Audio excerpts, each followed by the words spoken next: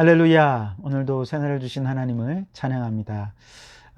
세상에 사랑에 관한 얘기가 많지만 진실된 사랑을 우리가 얻기는 참 쉽지 않죠. 그런데 항상 우리에게 내가 너를 사랑한다, 진실된 사랑으로 그 사랑을 표현해 주시는 분이 계신데요, 바로 우리 하나님이십니다. 성경 말씀을 펼치기만 하면 우리 하나님 우리를 향해 사랑을 고백하십니다. 오늘 그 사랑의 고백을 듣기를 원하십니까? 그 마음으로 찬송가 205장 1절과 4절을 우리 함께 찬양하며 하루의 문을 활짝 열어가겠습니다. 함께 찬송하겠습니다. 주 예수 크신 사랑 늘 말해 주시오. 나 항상 듣던 말씀 또 들려주시오. 접해지 않는 천국 주 예수 계신 곳 나 밝히 알아듣게 또 들려주시오. 나 항상 듣던 말씀 나 항상 듣던 말씀 주 예수 크신 사랑 또 들려주시오. 이 세상 헛된 영화 날 미혹할 때에 주 예수 크신 사랑 늘 들려주시오. 천국의 빛난 영광 내 눈에 비칠 때 주 예수 크신 사랑 또 들려주시오. 나 항상 듣던 말씀 나 항상 듣던 말씀 주 예수 크신 사랑 또 들려주시오. 아멘. 오늘도 그 사랑으로 이 하루를 승리하는 우리 성도들이 되시기 바랍니다. 오늘 우리에게 주신 하나님의 말씀은 로마서 12장 14절에서 21절까지 말씀입니다. 제가 봉독해 드리겠습니다. 너희를 박해하는 자를 축복하라. 축복하고 저주하지 말라. 즐거워하는 자들과 함께 즐거워하고 우는 자들과 함께 울라. 서로 마음을 같이하며 높은 데 마음을 두지 말고 도리어 낮은 데 처하며 스스로 지혜 있는 채 하지 말라. 아무에게도 악을 악으로 갚지 말고 모든 사람 앞에서 선한 일을 도모하라. 할 수 있거든 너희로서는 모든 사람과 더불어 화목하라. 내 사랑하는 자들아 너희가 친히 원수를 갚지 말고 하나님의 진노하심에 맡기라. 기록되었으되 원수 갚는 것이 내게 있으니 내가 갚으리라고 주께서 말씀하시니라. 내 원수가 줄이거든 먹이고 목마르거든 마시게 하라. 그리함으로 내가 숯불을 그 머리에 쌓아 놓으리라. 악에게 지지 말고 손으로 악을 이기라. 아멘. 오늘도 이 말씀을 통해 우리에게 주신 하나님의 음성을 듣게 되길 바랍니다. 구원받은 하나님의 자녀, 천국의 상속자로서 우리가 이 세상에서 어떻게 살아야 할 것인가? 로마서 12장 1절에는 너희 몸을 하나님이 기뻐하시는 산제물로 드리라, 그렇게 말씀을 하시죠. 이렇게 산제물로 드려서 궁극적으로는 하나님께 예배하는 삶, 하나님께 영광을 돌려드리는 그러한 삶을 살아가라. 이것이 천국의 상속자 된 하나님의 백성의 삶이라고 말씀하고 있습니다. 그러나 이러한 삶은 사실 쉽지가 않죠. 우리의 힘으로 할 수 있는 게 아닙니다. 그래서 성령님께 우리의 마음에 주권을 내어 맡겨서 마음의 변화를 먼저 받아야 됩니다. 그리고 그분이 우리의 삶의 주인이 되어 주실 때 하나님의 뜻을 분별하게 되고 하나님의 뜻을 추구하는 바로 그런 삶을 살게 되는 것이죠. 이것이 바로 영적 예배가 되는 것입니다. 개인적인 차원을 넘어서 믿음의 사람들의 공동체, 즉 교회 공동체의 차원에서는 어떻게 우리가 영적 예배를 드릴 수 있을까요? 그것은 모든 공동체의 식구들을 한 몸의 지체라고 생각하는 것이죠. 그리고 그 지체로 받아들이고 존경하고 사랑하고 섬기는 것이죠. 바로 이런 섬김에 나 자신을 산제물로 희생하여 드릴 때 우리는 공동체를 통해 영적 예배를 드릴 수 있게 되는 것입니다. 그리고 이제 오늘 본문의 말씀은 교회 공동체를 넘어서 불신자들과 함께 생활할 때 어떻게 우리는 영적 예배를 드릴 수 있겠느냐 하는 내용인데요. 오늘 말씀의 핵심 키워드는 21절에 있습니다.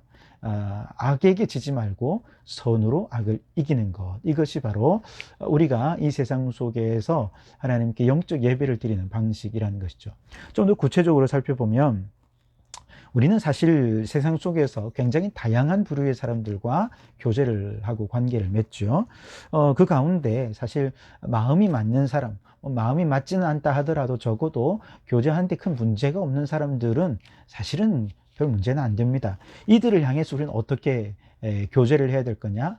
오늘 15절, 16절에 보면 즐거워하는 자들과 함께 즐거워하고 우는 자들과 함께 울라. 서로 마음을 같이 하여 높은 데 마음을 두지 말고 도리어 낮은 데 처하며 스스로 지혜 있는 채 하지 말라. 즉 마음이 그래도 통하고 서로 교제하는 데 큰 문제가 없는 사람들 관계, 일반적인 관계 안에서 우리는 불신자들과의 관계 속에서 그들의 아픔을 공감하고 기쁨을 함께 공감할 뿐 아니라 그들 앞에 겸손히 살아갈 때 이것이 영적 제사가 된다는 것이죠. 대부분의 사람들은 이 관계 속에서 함께 해주고 또 겸손히 자신을 낮추는 사람을 좋아합니다. 또 그런 사람들과 더 관계하고 싶어 하고요. 그런 관계 속에서 공감을 통해 위로를 받기도 하고 또 자신을 낮추며 섬겨주는 분들을 통해서 행복을 경험하기도 합니다. 그러나 함께 공감하고 자신을 겸손히 낮추는 데에는 이게 또 에너지가 많이 소모가 됩니다. 그렇기 때문에 우리 영혼이 먼저 건강해지지 않으면 이 공감하는 게 쉽지가 않습니다. 내가 더 스트레스가 돼가지고 오히려 공감은커녕 오히려 내 영혼이 더 상하게 되는 그런 일들이 있는 거죠. 그래서 우리가 일반적으로 사람들과 교류하면서 교제 관계하면서 그리스도인으로서 하나님께 영적 예배를 드리기 위해서는 우리 영혼이 먼저 건강해져야 됩니다. 즉 성령님께서 우리의 마음에 충만해지셔서 그분이 우리의 삶을 다스리고 통치해 주실 때 우리의 마음은 건강하게 되죠.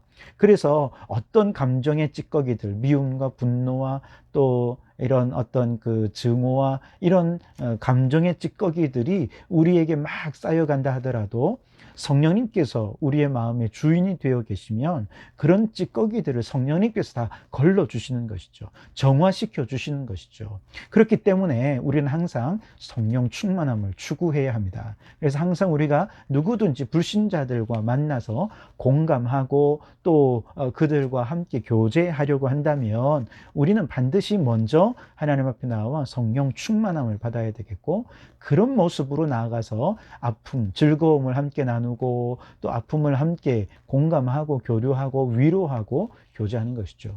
그리고 그들 앞에 겸손한 마음으로 그들을 교제하고 대한다면 바로 그들이 우리를 통해서 그리스도를 만나게 되고 그리스도의 사랑을 전해 듣게 될 것이고 바로 그들이 그것을 통해 하나님께 영광을 돌려드리게 되는 것이죠.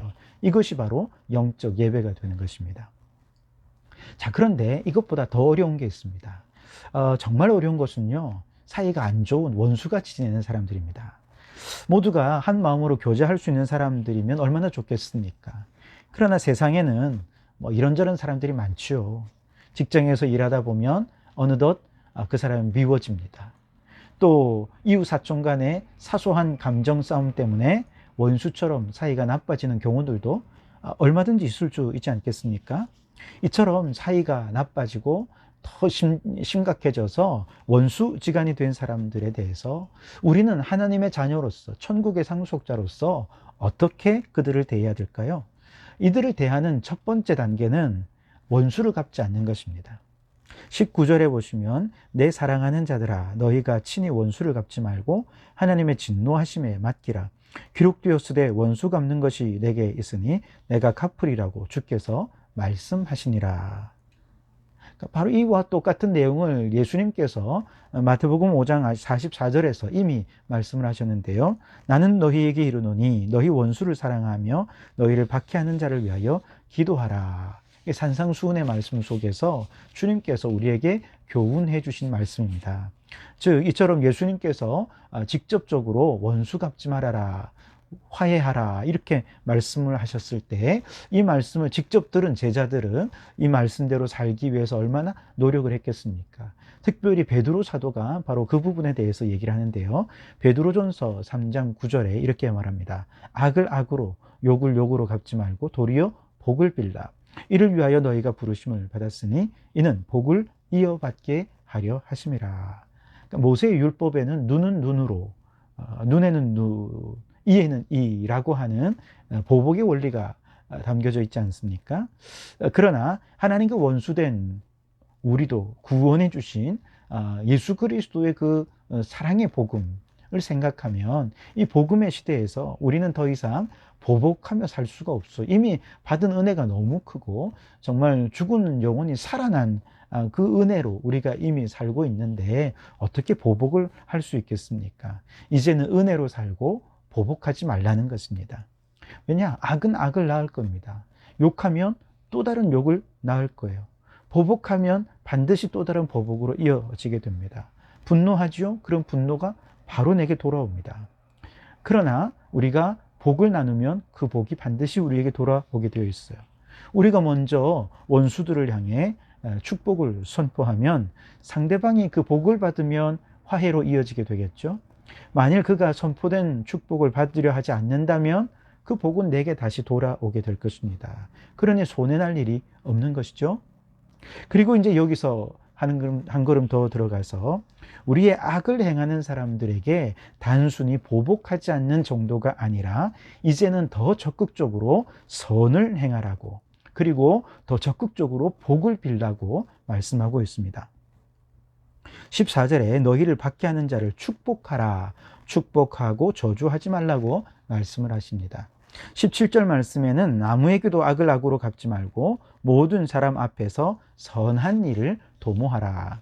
20절 말씀에도 내 원수가 줄이거든 먹이고 목마르거든 마시게 하라. 그리함으로 내가 숯불을 그 머리에 쌓아 놓으리라. 그렇게 말씀을 하시죠. 그러니까 원수들이 기대하는 것에 반대로 행하면 그것을 통해서 우리는 하나님의 자녀다운 삶을 살아갈 수 있게 된다는 거예요. 무슨 뜻이냐 하면, 자, 원수들이 우리에게 막 박해를 할 때 그들이 우리에게 무엇을 기대할 것입니까? 당연히 기대하는 반응은 자신들을 미워하는 거겠죠. 또 박해하는 그들을 향해 대적하고 싸우는 것이 되겠죠. 분노하는 것일 겁니다. 이게 당연히 일반적으로 기대하는 내용이겠죠. 또 때로는 원수들이 줄이고 있고 목말라 할 때 대부분의 사람들은 기대하는 반응이 뭡니까? 아이고 고소하다, 이런 것 아니겠습니까? 그런데 바로 이런 기대를 우리 그리스도인들은 무너뜨려야 한다는 것이죠. 이것이 바로 선으로 악을 갚는 방식이라는 것입니다. 특별히 20절 말씀에 보면 숯불을 그 머리에 쌓아 놓으리라, 이런 말씀이 있지 않습니까? 이 말씀에 대한 해석이 분분한데요. 이런 거죠. 옛날에는 사실 아궁이에 불을 꺼뜨리면 큰일 나지 않습니까? 그래서 한 집안의 그 어머니, 기둥 같은 그 어머니가 하시는 가장 중요한 일은 부엌에 불씨를 꺼뜨리지 않는 일이었습니다. 만약에 그 불씨를 꺼뜨리면 집에서 쫓겨나요. 그렇기 때문에 만약에 정말 실수로 불을 꺼뜨리면 어떻게 되겠습니까? 다른 집에 가서 그 불씨를 좀 얻어와야 하지 않겠습니까? 그런데 옆집이 원수지간이야. 그래서 원수지간이라 갈 수는 없고, 그렇다고 또 불씨를 꺼뜨린 이대로 있으면 식구들 밥도 못 해 먹이고 집에서 쫓겨나잖아요. 그러니까 아무리 원수지간이라도 가서 숯불을 좀 얻어와야 되는 경우가 생기는 거죠. 자, 그렇게 해서 옆집에 갈 때 아무리 원수지간이라고 하더라도 그 못 본 채 할 수가 없다는 거예요. 그들에게 숯불을 담아서 머리에 이워 주라는 것이죠. 그러면 그 불씨를 가져와서 불씨를 다시 이어가게 되는 것입니다. 바로 그런 내용이에요. 그러니까 숯불을 머리에 쌓아 놓으리라 하는 말씀은 아무리 원수지간이라도 적어도 먹고 사는 생존의 문제에 있어서는 서로 도와줘라, 이런 말입니다. 원수가 줄이고 목말라 하고 생존의 위험을 받고 있는데 감정적인 이유만으로 그들의 현실을 외면하는 거, 그거 안 된다는 것입니다. 싸울 때 싸우더라도 배고픈 사람 먹이고 싸워야 하는 것이죠. 특별히 우리가 적어도 하나님의 자녀라고 한다면 아무리 원수지간이라 하더라도 결단코 그들의 현실적인 아픔과 어려움을 결코 외면해서는 안 되는 것이죠. 그렇게 해서 우리를 찾아온 원수들을 빈손으로 돌려보내지 말고 반드시 머리에 숯불을 이어 돌려보내는 것, 이것이 선으로 악을 이기는 방식이라는 것이죠. 이렇게 하다 보면 이런 상황을 통해서 원수지간도 서로 화해할 수 있게 되지 않겠습니까? 그래서 궁극적으로 하나님의 자녀는 이 세상의 모든 관계 속에서 화해와 화평의 사람으로 살아야 하는 것입니다. 18절 말씀에 할 수 있거든 너희로서는 모든 사람과 더불어 화목하라, 그렇게 말씀을 하십니다. 그러니까 우리가 사실 모든 사람과 다 화해할 수는 없죠. 화목할 수도 없어요. 왜냐하면 하나님을 대적하고 하나님이 미워하시는 사람, 하나님의 일을 방해하는 사람과 우리가 화해한다고 그렇게 나설 수는 없는 것 아니겠습니까? 하나님이 미워하시고 하나님이 싫어하는 사람, 우리도 싫어해야 됩니다. 마귀가 역사하는 그 사람을 어떻게 우리가 좋아할 수 있겠습니까? 근데 적어도 하나님의 말씀에 비추어서 우리가 사랑할 수 있는 범위 안에서는 모든 사람과 사랑하고 화해하고 화목할 수 있어야 한다는 것이죠.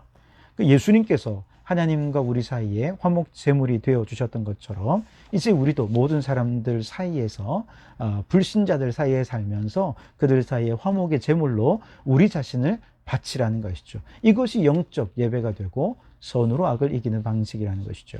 자, 오늘도 우리는 불신자들과 함께 일상의 삶을 나누게 될 것입니다. 우리는 그 모든 관계 속에서 공감하고 또 낮은 겸손의 자세로 살아야 하겠습니다. 그리고 원수된 사람들과도 화해하기 위해서 또 선으로 악을 이기기 위해서 우리 자신을 화목 제물로 하나님 앞에 드리면서 그렇게 영적 예배를 드리는 삶을 살아갈 때 하나님께서 바로 그러한 삶을 축복해 주시는 것이죠. 오늘도 하나님의 자녀로서 천국의 상속자된 성도들로서 그에 합당하게 이 세상 속에 화목의 제물로 살아가는 성도들이 되시기를 주님의 이름으로 축원합니다. 기도하시겠습니다. 하나님 아버지, 오늘도 이렇게 말씀과 기도로 하루의 문을 열어가게 하시니 감사합니다. 오늘 이 하루 살아가는 동안 하나님의 구원받은 백성, 하나님의 자녀, 천국의 상속자로서 불신자들과 함께 살아가는 동안 이 세상 속에서 하나님의 자녀다운 삶을 살게 해 주시옵소서. 오늘 주신 말씀처럼 늘 만나는 사람들에게 공감하고 낮은 자세로 경청하게 하시고 선으로 악을 이기는 자가 되게 해 주옵소서.